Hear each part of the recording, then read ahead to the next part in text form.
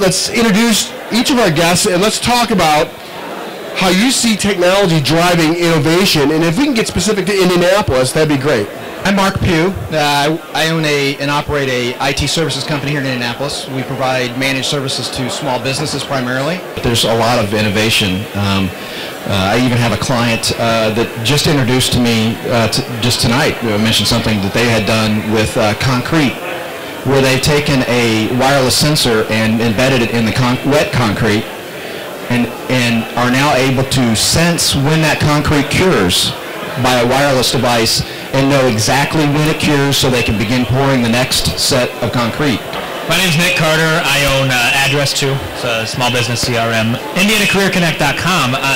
It's actually, I've used it myself. It's a fantastic tool. It's basically, I mean, it's a career board, right? But Indiana realized they have a data network, a database of all the unemployed people in Indiana. I mean, they have it in digital form, right?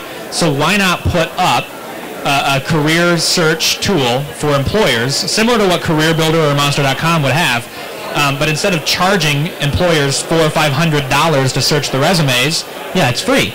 And Indiana, as part of your taxpayers' money, already goes towards aggregating this database of up-to-date data, where we have people who their job is to go out and know when they get a job and mark that they're now employed. I mean, hopefully that they're doing that on an accurate basis. And now we have access to that data. I think that was a really neat thing that I've actually had the opportunity to use recently as an employer. And I think it's a fantastic way that Indiana has been using technology to innovate their processes. So. Thanks, Nick. My name is Jonah Ona. I am the VP of Security for Edelman. We're a public relations and marketing company. I can't speak to Indianapolis directly, unfortunately, like Nick and like Mark can. I'm out of town from Chicago tonight.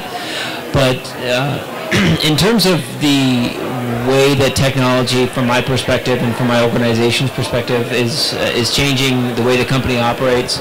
We're communications and we're marketing, so we see a lot of change in the social media space in terms of how organizations relate to their customers, relate to their clients, especially along the lines of YouTube, Facebook, and Tumblr, and things you think of when you think of social media. Mobile computing is very big for us as well, and again relating to how we interact with our customers and how our customers interact with their consumers.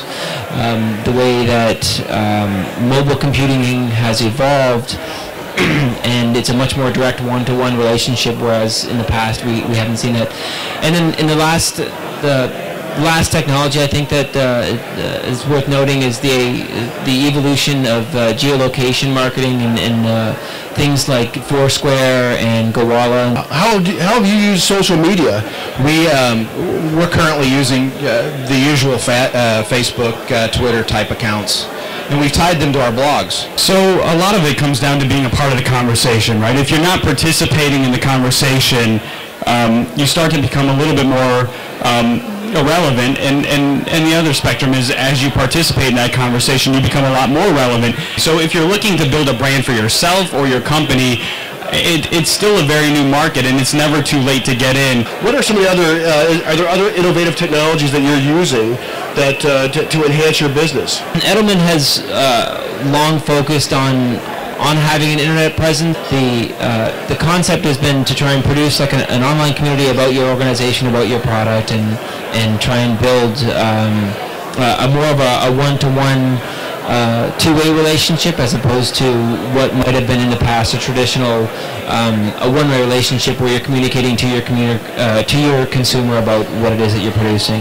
You know, the innovation comes in the fact that the reason social media is not innovative is because people have been socially using media for centuries. I mean, it's nothing new to humankind to talk to your friends, but it's the technology that we're using. It's just a new medium. When you can innovate is when you realize, okay, there's a new medium being used, and that medium is so data rich and technologically accessible that we can, actually there's a startup here today that's being profiled in our startup booth, Stats Squared, is to track the statistics of your Twitter profile.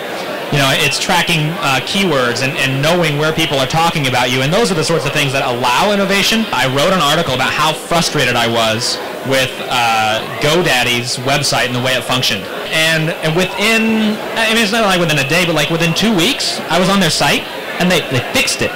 They monitored it, and they were aware of the conversation, and they made it a part of their marketing. I think that was huge. In terms of brand monitoring, that's a significant development in terms of how you're perceived online, especially in the past 3 to 4 years. Edelman, one of Edelman's arms is that we use in terms of engaging our customers and working with our customers is specifically that. Our technology is it's called Blog Level, and basically it's monitoring how your company and how your organization is perceived online, and be able to respond much like GoDaddy did to the way that customers are perceiving you. Customers are perceiving you either virtually or in the real world, and it's a much more real-time relationship that you have with your customers that you didn't in the past. Because one of the innovations I think is all hype is apps. Somebody can disagree with me. I'm tired of it. I mean, apps, they're too easy to develop. They come out and they're just coming out everywhere. We've got to find a way to figure out how to filter through the crap of apps. I mean, the real innovation is going to be when people start to develop apps that can plug into the browser and be run through the cloud. A lot of us working in IT, I think, 5 years ago we could have said, there's one mobile device, there's your BlackBerry, and that's how you interact with corporate data.